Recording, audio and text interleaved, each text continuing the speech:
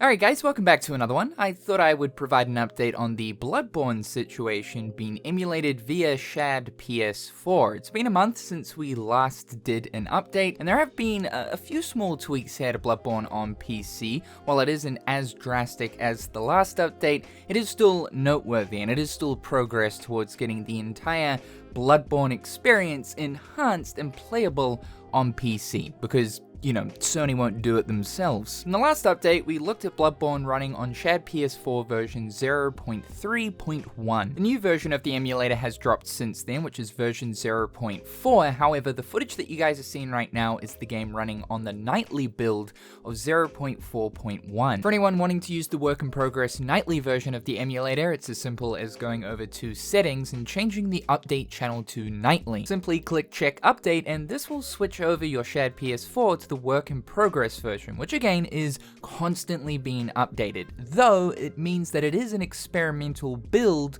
of the emulator. The biggest update to Bloodborne recently is the game sounds finally being fixed. Throughout all versions of Shad PS4 up until now, no sounds for the game played at all. No music, no sound effects. The only way to fix this was to download the Sound Pack mod, so that is no longer required. There is something to know about this. The first one is for the public release version of Shad PS4, this issue still isn't resolved. So for version 0.5, which will likely come sometime in the next sort of coming weeks, the sound issue will be resolved. The interesting thing about this though is it only recently worked on a specific work in progress build of Shad PS4.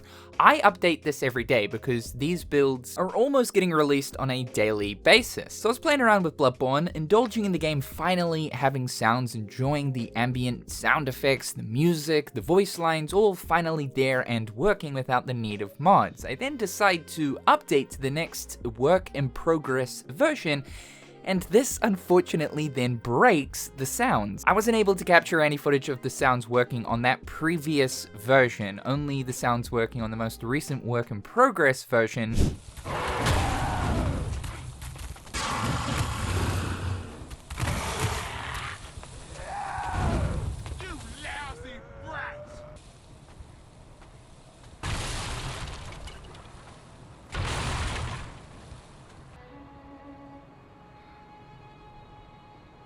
Welcome home, good hunter. What is it you desire? Very well. Let the echoes become your strength. Most of the sounds are still here, but the important ones like weapon sound effects, dodging sound effects, just the sound effects in general don't work. So whatever was changed in the most recent work in progress version, unfortunately it has slightly broken the sounds working in Bloodborne, but they're pretty much almost fixed, and like I said, in version 0.5, when that gets released to the public, the sounds of Bloodborne will finally be restored. Now looking at the performance side of things on the new version of Shad PS4, the game is running a little bit better. There are less stutters from what I've noticed. You do have the occasional frame drop, but most of the time I am playing at a pretty solid 60 FPS at 1440p. Like I mentioned in the previous video, with the version that had released last month, there is now a cheats and patches section of Shad PS4 that allows you to easily install patches for Bloodborne straight from the emulator itself, like increased frame rate and increased resolutions. Yes, if you want, you can play it 4K. But a lot of those other visual issues with the game that existed in last month's version still exist here. So things like the vertex explosions, which is one of the big issues, and textures not appearing properly still persist. As well as that, we've also got the issue of special effect visuals not appearing at all. So for the likes of fire or item globe, or of course blood on character models, all of the visuals for these either don't work completely or have issues surrounding them. One thing I did notice though was load times. This is Bloodborne straight from boot into game and then loading into some other areas.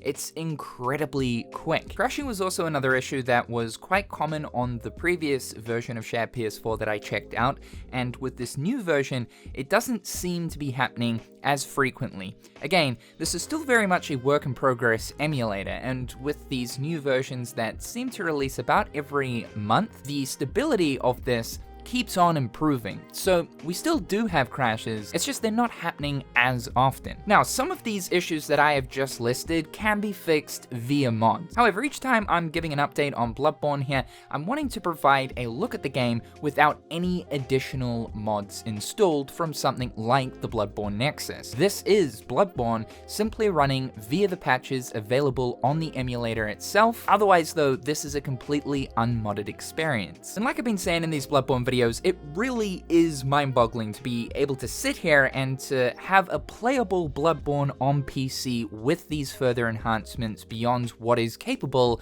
on a PlayStation 4 or 5. It is definitely not perfect. I think we're still some ways off getting Bloodborne to that perfect state. Some people in the community believe that by the end of the year, or January of 2025, we should have an almost perfect Bloodborne experience, but to know it's coming is incredibly exciting. Now, would I recommend playing Bloodborne for those who are eager to have an enhanced experience? I would personally hold off for the meantime. It's a cool novelty being able to play at 60 frames with the higher resolution. However, with the current issues like vertex explosions, random crashing, the sound's kind of not really working, special effects and texture issues, I would at least wait until the next major update. Hopefully, fingers crossed, for 0.5, we'll be looking at maybe stuff like the at least texture issues being resolved. What we do know though is for the next version, sound issues will hopefully be completely sorted out. As we know, we've been dealing with a lot of Bloodborne rumors over the past few years, and at this point it's just tiresome whenever we see a new one pop up. There have been a couple that have popped up throughout this year, again claiming that Bloodborne is on track to receive a remake for the launch of PlayStation 6, in development by Bluepoint, and will be remade in a similar fashion to the Demon's Souls remake for when PlayStation 5 first launched. I mean, yeah, that's the ultimate dream, but at this stage, like all other Bloodborne rumors, it's a lot of